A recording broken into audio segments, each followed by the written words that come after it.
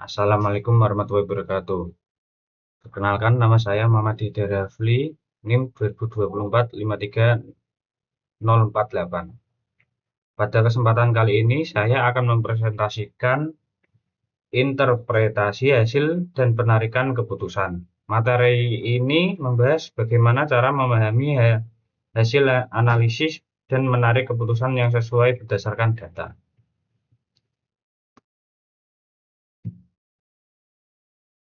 Pertama, definisi interpretasi hasil dan perbedaan hasil interpretasi. Definisi interpretasi hasil yang pertama, pemaknaan temuan penelitian.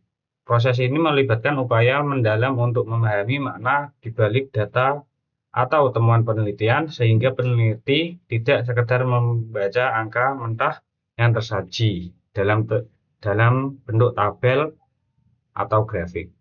Yang kedua, penjelasan logis hasil data. Interpretasi berfungsi memberikan penjelasan yang rasional dan terstruktur agar hasil penelitian dapat dipertanggungjawabkan serta relevan dengan rumusan masalah yang telah ditetapkan sejak awal penelitian. Yang ketiga, sinkronisasi dengan tujuan riset.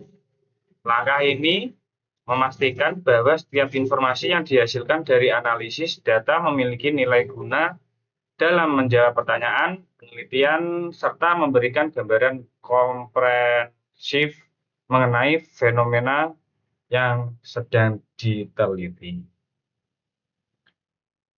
Untuk perbedaan hasil dan interpretasi, yang pertama, penyajian data secara objektif. Hasil difokuskan pada pemaparan data apa adanya tanpa tambahan opini. Seperti menyajikan fakta bahwa 75% responden menyatakan puas terhadap layanan yang diberikan oleh perusahaan tertentu. Yang kedua, pemberian makna terhadap temuan. Interpretasi melangkah lebih jauh dengan memberikan penilaian kualitatif terhadap angka tersebut. Misalnya menyimpulkan bahwa presentasi 75% menunjukkan mayoritas responden menilai kualitas layanan sudah berada pada kategori baik. Yang ketiga, transformasi fakta menjadi informasi. Perbedaan mendasar terletak pada peran hasil sebagai bukti empiris yang kaku, sementara interpretasi berperan sebagai narasi penjelas yang mengubah data menjadi kesimpulan yang lebih mudah dipahami audien. Yang kedua, prosedur dan etika interpretasi data. Untuk langkah-langkahnya, interpretasi hasil, yang pertama melakukan peninjauan mendalam terhadap data. Proses dimulai dengan membaca hasil analisis secara teliti untuk memahami angka atau tabel tersaji agar makna di balik data tersebut dapat teridentifikasi secara akurat. Yang kedua, melakukan verifikasi terhadap hipotesis. Caranya yaitu membandingkan temuan lapangan dengan rumusan masalah atau hipotesis awal guna menentukan apakah ekspektasi penelitian sejalan dengan fakta objektif yang ditemukan selama proses pengumpulan data. Yang ketiga, identifikasi pola dan kecenderungan data. Mengamati tren atau kecenderungan tertentu yang muncul dari hasil pengolahan data untuk memberikan gambaran umum mengenai fenomena yang sedang diteliti secara sistematis dan logis. Untuk langkah-langkah interpretasi hasil, yang pertama, integrasi dengan teori dan penelitian terdahulu. Yaitu menghubungkan temuan dengan literatur ilmiah yang relevan guna memberikan konteks akademis yang kuat serta memperjelas posisi hasil penelitian dalam mencakup ilmu pengetahuan yang luas. Penyajian makna hasil secara sederhana, yaitu menjelaskan arti dari hasil analisis menggunakan bahasa yang mudah dipahami tanpa menghilangkan esensi ilmiah, sehingga informasi tersebut dapat diakses oleh berbagai pihak yang berkepentingan.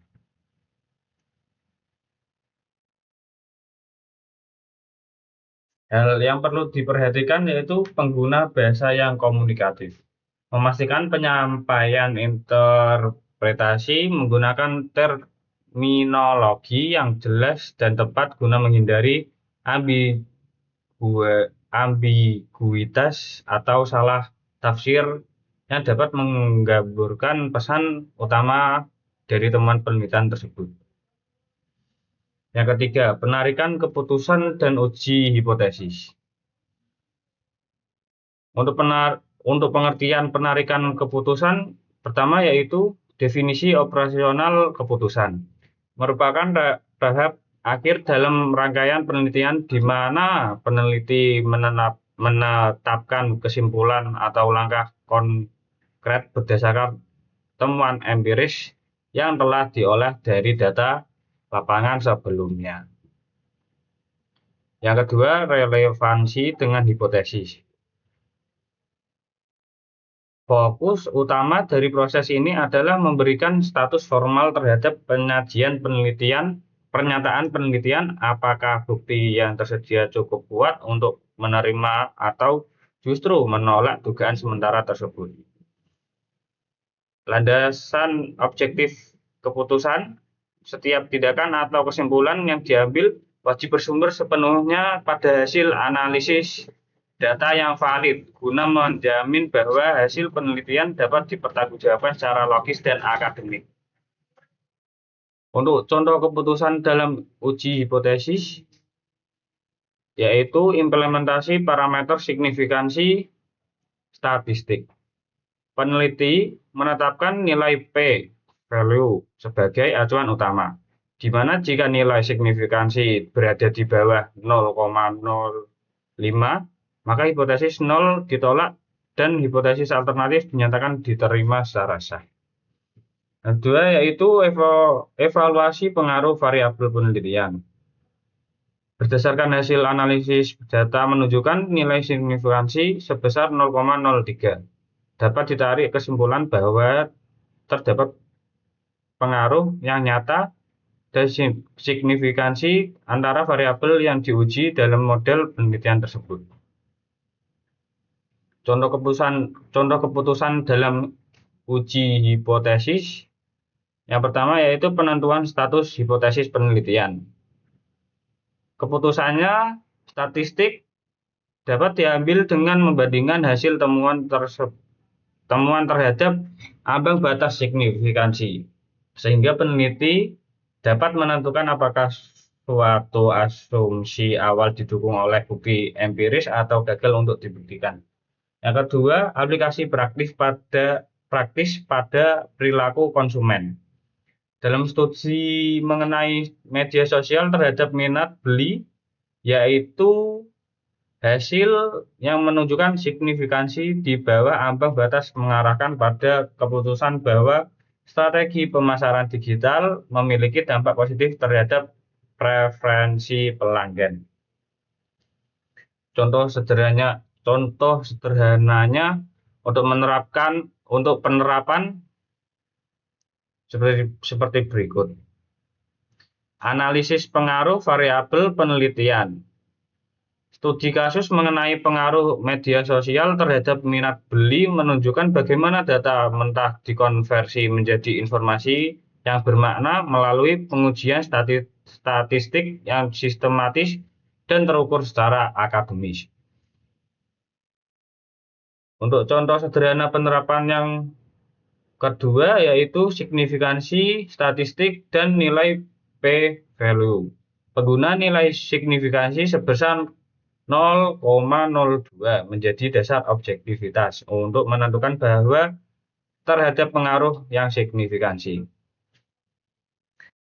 Sehingga proses pengambilan keputusan didasarkan pada bukti numerik atau numerik yang valid.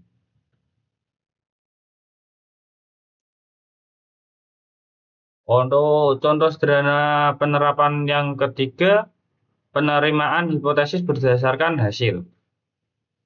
Berdasarkan hasil interpretasi data yang menunjukkan signifikansi di bawah ambang batas 0,05, maka diambil keputusan formal untuk menerima hipotesis alternatif atau HA dan menolak hipotesis 0 atau H0.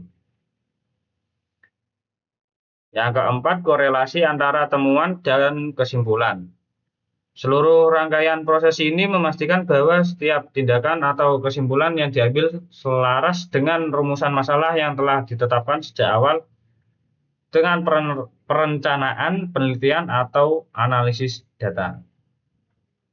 Yang keempat, evaluasi dan referensi pendukung.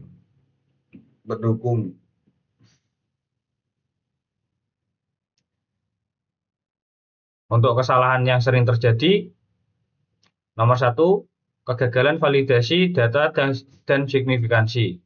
Peneliti seringkali menarik kesimpulan prematur tanpa melihat data secara utuh untuk melakukan kesalahan fatal saat membaca nilai signifikansi statistik yang mengakibatkan penolakan atau penerimaan hipotesis yang keliru atau salah. Yang kedua, pengabaian batasan dan konteks penelitian. Banyak praktisi mengabaikan keterbatasan metodologi serta menganggap hubungan korelasi sebagai hubungan